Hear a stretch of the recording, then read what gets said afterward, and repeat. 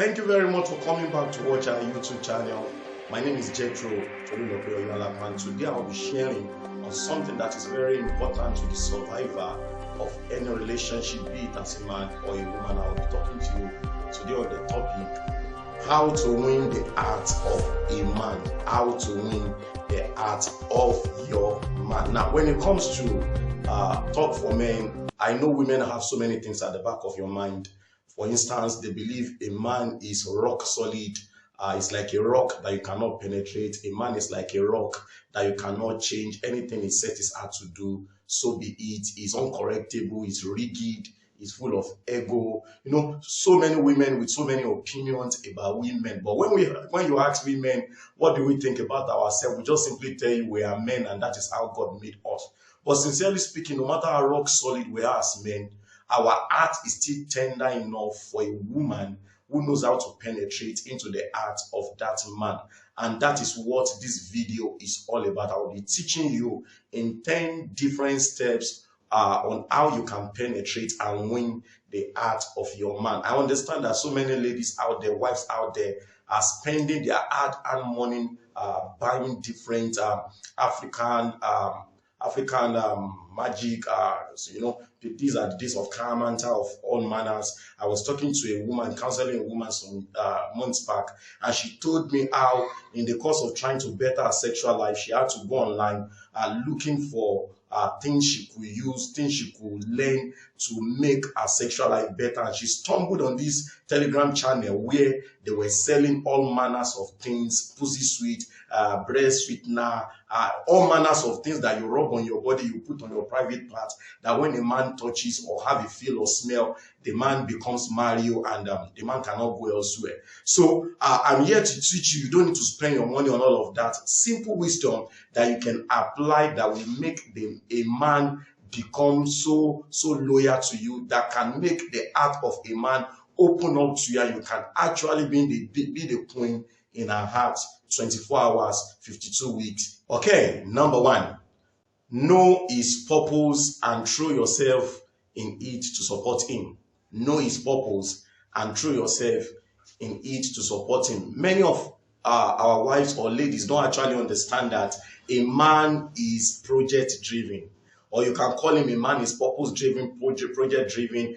If his project, he throws himself into the project, it's a career. He can throw himself into the career, it's a ministry. He can throw himself into the ministry. If he's a business person, everything he's thinking about 24 hours is how the business will prosper. So one of the beauty of a man is he thinks continually about that thing that is his focus. So as a wife, leverage on that opportunity to be his major supporter. You understand? Always ask him, how far with this project? What are you doing about this business? How can I be of help? When your man understands that you are an asset to him, not a liability, simply speaking, you can easily penetrate into his heart. Don't just sit there as the wife in that house bearing misses and there is nothing you are bringing to the table. Make sure you discover that thing that is topmost to his heart and throw yourself into it. Be his major supporter. Be always there to cheer him up, to help him achieve it. Number two, be his encourager and not his counselor. I'm going to say that again. Be his encourager and not his counselor. And anytime I think I teach on this topic, I remember something that happened between my wife and I in the first year of our marriage. No, it's the second year of our marriage. There was this Nissan Bluebird that we were driving then, and that car is a car from another planet. You know, sometimes that car can disappoint you where you don't actually expect. So one day we were driving, myself and my wife were laughing, gisting inside the car, and all of a sudden the car stopped. And I came out of the car, opened the bonnet, and I was trying to check what could be wrong with the car. And my wife came out and started giving all manners of advice, not even advice. She started asking questions. Is there fuel in this car? What about the brake oil? Even things I don't expect her to know. You know, her father happens to be a mechanical engineer, somebody who trades in buying car, repairing cars. So she grew up under that kind of, and she started giving me all manners of suggestions, things I should have done that at a point I just be like, oh what? So can you fix this car? And she said, no, I'm just asking you now. When it comes to a man, you should understand that when a man is at a point where he does not know how to do. Don't come again complicating the matter. Don't come with questions upon questions. Don't suddenly become his counselor. You take the seat of a counselor and begin to counsel him. This business wouldn't have failed if you have listened to me. You shouldn't have bought this. You should have bought this. No. What a man needs from a wife is to be an encourager. Sincerely speaking, you can try that starting from now. Anytime your man is going through times, just be there to encourage him. Don't give unsolicited advice. The best time a man appreciates the advice of the wife is when he comes for it. Don't just sit him down after dinner and say, okay, we have to talk, and you begin to give him advice. Okay, number 3, number 4, hope you are hearing me, or I hope you are there. Number 16, hello, he's not hearing you. So he is not asking for advice, he's not asking. Just wait. Begin to pray for him, and when you have the opportunity, begin to encourage him. And all of a sudden, he opens up his heart to you and he begins to ask you questions like, so what do you think I should do? When he asks you, what do you think I should do? That's when you begin to give your advice. So remember, number 2, to penetrate to the heart of your man, be his encourager and not his counselor. Number 3, make sure you be an asset and not a liability. And when I say an asset, I'm talking about assets across board. You are in the family financially, you are contributing to the family. Don't be part of the generation of the women who believe they are just a liability to a man. As long as this man has come to take me from the house of my parents, he has to bear all the responsibility. I'm still going to teach on that. Make sure you subscribe to our YouTube channel and follow us. And if you can find your way to join our Telegram channel, Online School of Marriage on Telegram, we have a whole lot of materials there that will help you understand this concept and this teaching better. Please, as much as possible as a woman, don't be a liability. Make sure, no matter how small, you are contributing something. You are bringing something to the table that can make you a stakeholder in that home. If you can do this, your man will love you. As much as possible, don't forget that. Number 4, make sure you carry your man as a prayer point. And make sure he knows you are praying for him. Last week, I was sleeping, and I think it should be something around 5 a.m. in the morning. And my wife woke up to do her devotion early in the morning. And all of a sudden, I woke up and I saw her on the chair doing her devotion, and I slept off again. And guess what? I woke up, and naturally, the next thing that woke me up was I knew somebody was holding my 2 legs. She held my 2 legs with her hands, and I couldn't hear what she was doing, but I knew she was praying. So I opened my eyes and I saw her, and deep within me, you need to see how I slept again, because knowing fully well, oh my God, this woman is fighting a battle on my behalf. Now, that's one of the things a man loves. Please, as much as possible, be the prayer warrior for your man. Ask him, honey, what's the next prayer point? What are the things you want me to join you to pray on? You understand? When a man hears that, I tell you, a man will celebrate you to the last point, because he knows that you are carrying his burden to the highest office in the whole world, and that is the throne of grace. So please make sure you do that for your spouse again and again. Sometimes you don't need to even wake him. Just lay hands on his body, lay hands on his head, lay hands on his private part, and prophesy, this part of your body is only for me alone. Now, me alone go to chop this thing.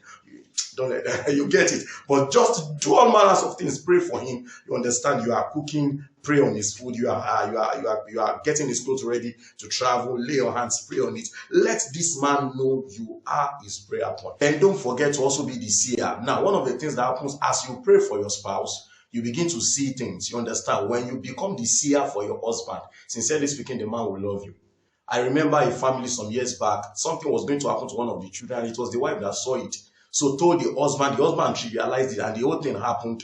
And the wife was pained because I saw you should have joined me to fight this battle together.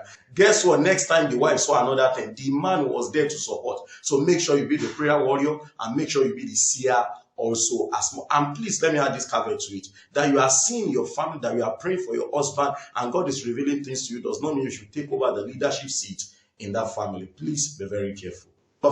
Number five, don't compete with your husband, compliment him. You remember in the book of Genesis chapter 2 verse 18 downward, the Lord said it's not good for a man. Now, when God said it is not good for a man to be alone, that means there was something our God saw that necessitates creating a woman. So you came into the life of this man to do something, to complement him.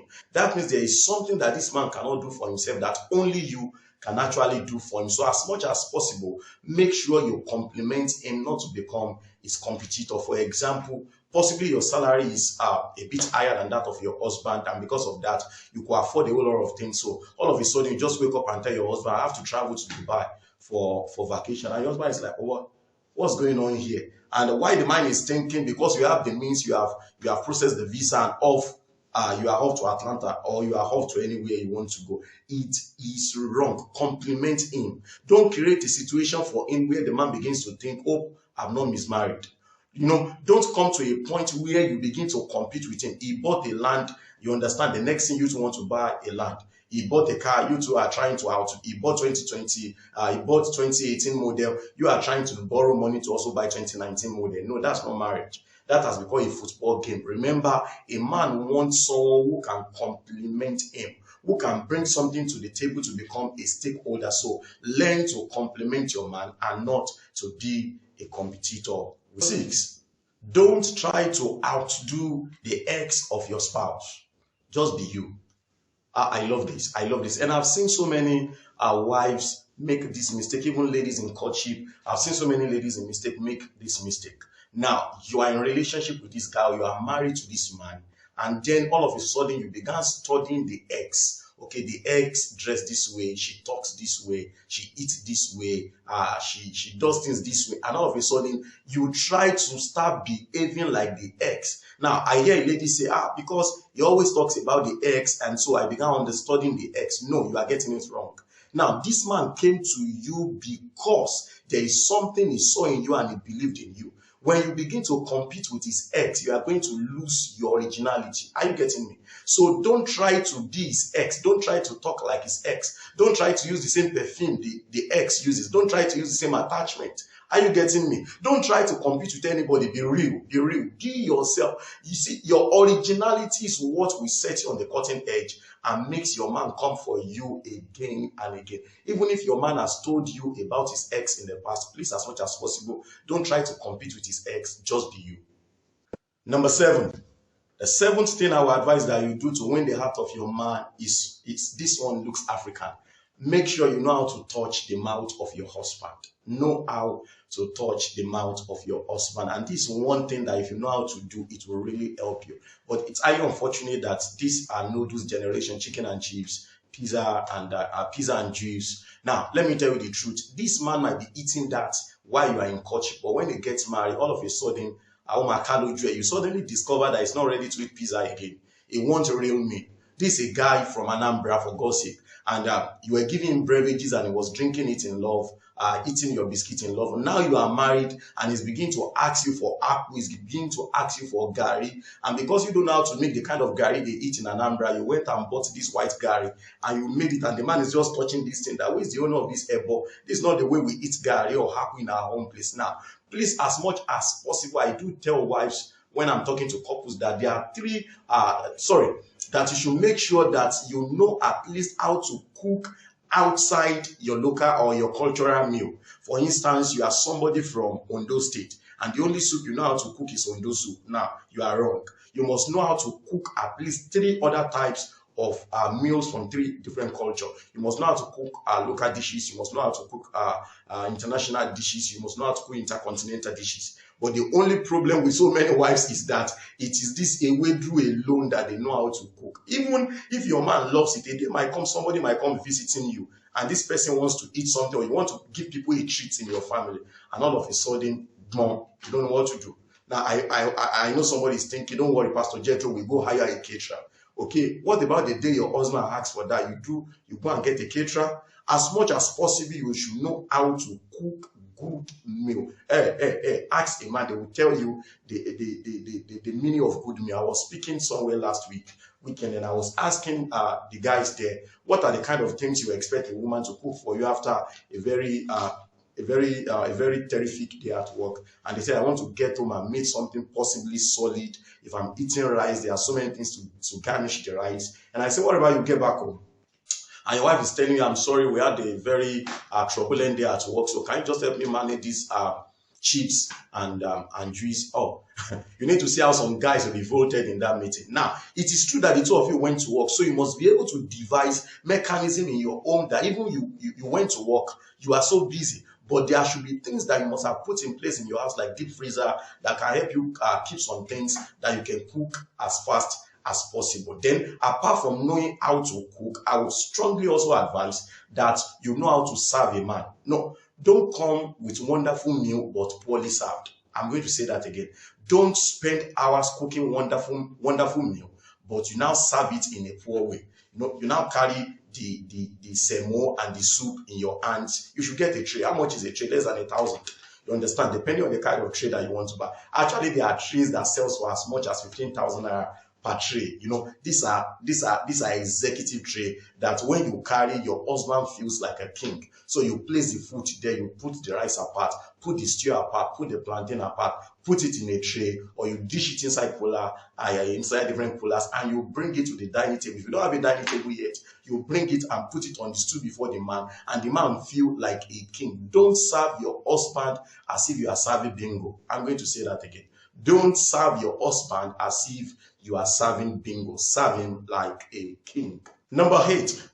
I will advise that you know how to touch his mind. The last one, number 7, was touch his mouth. Then the next one is touch his mind. So how do I touch the mind of the man? Now, his mind is deep within there. You cannot actually touch it physically, but there are things that you can do to touch the mind of a man. Number 1 is appreciation. Number 2, your appearance. Then number 3, honor. Don't forget the 3. Number 1, appreciation. See, it was made in the image of God. I always say it this way. He's the vice president of God.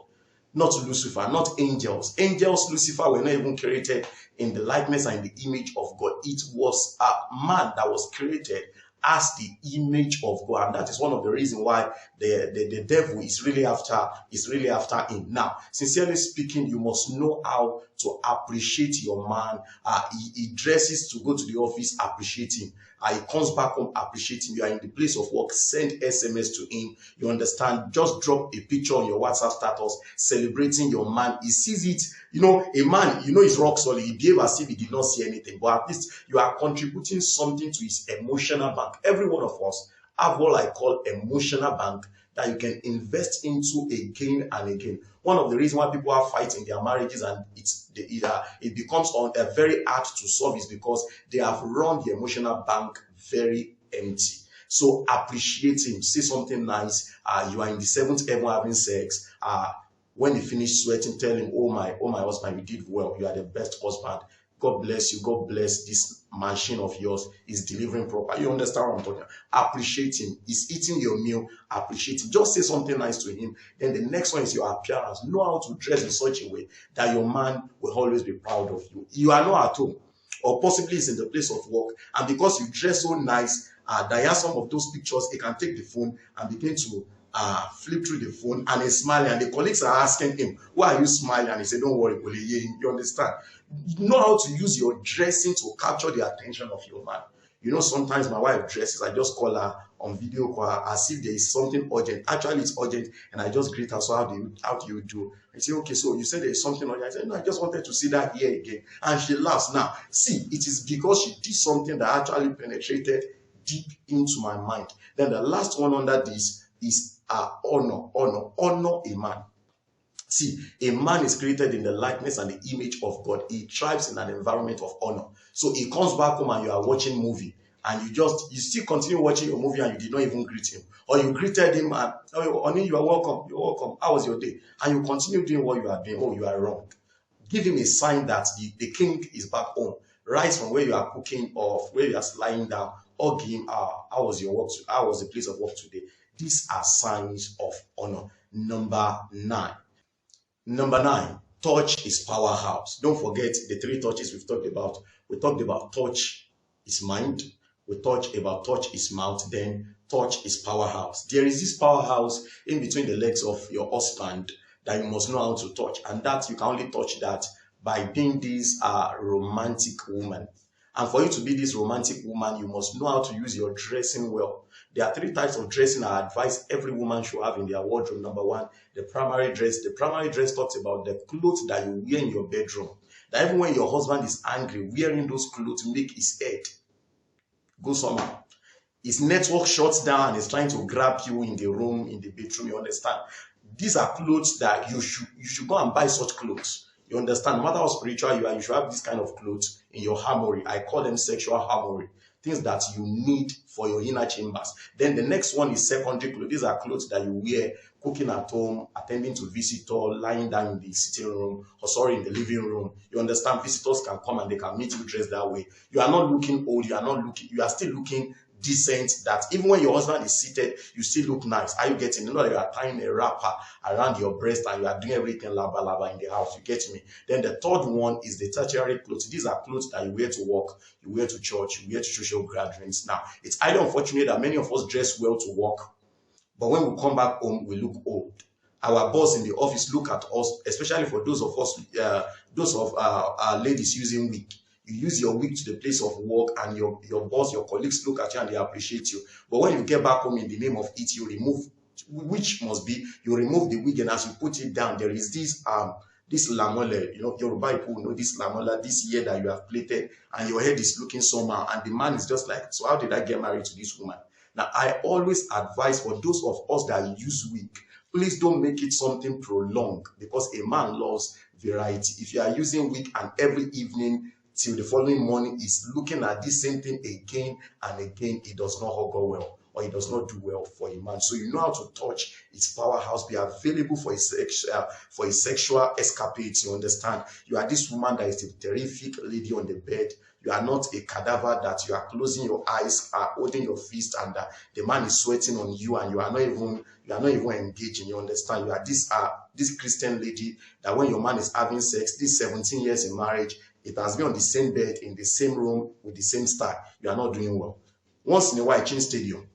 You can go to the guest room when there are no guests. You can use your living room as time and privacy permit you. But as much as possible, be available. Those two things in front of your chest are not for fashion. The Bible said, drink water from your own well, running water from your own Christian. It said, let the breast of your wife satisfy you. So that thing in front of your chest, sister, is not for fashion parade. When you get married, it's not for fashion parade.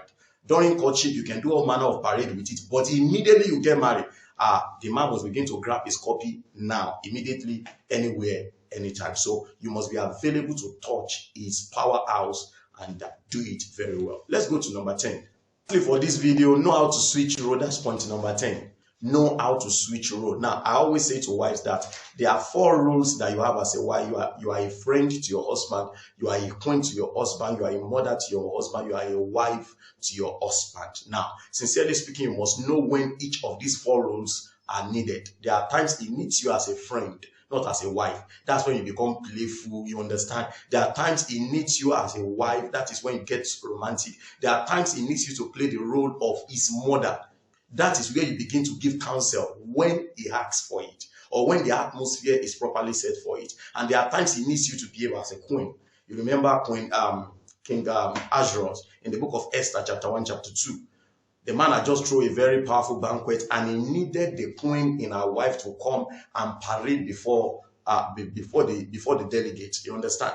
But the woman was not there. The woman said, I too have a party I'm throwing down here. So get busy there while I'm busy here. And that was why she lost her throne. So you must know when your husband needs the queen in you. For instance, you are traveling together, you are going for a social engagement. She does not need a wife. She needs a queen. Properly dressed, looking sporaro, that when you enter the hall together, everybody can notice somebody just entered. So you must know how to switch role. Now, let me add this as we close for this video, that to relate well with the family of your spouse, the mother-in-law especially, don't relate with her as a queen. When 2 queens meet, fight comes up. Don't relate with your mother-in-law as a queen. Don't relate with your mother-in-law as a mother. You are looking at yourself, I'm a mother in my capacity, she's a mother. Relate with your mother-in-law as a friend. When you relate with your mother-in-law as a friend, it is better than to relate with her as a queen or as a mother. Thank you very much for watching this video. I would advise that you stay tuned. By the following week, we'll be dropping another one. Then I'll be teaching now for men what a man can do to penetrate into the heart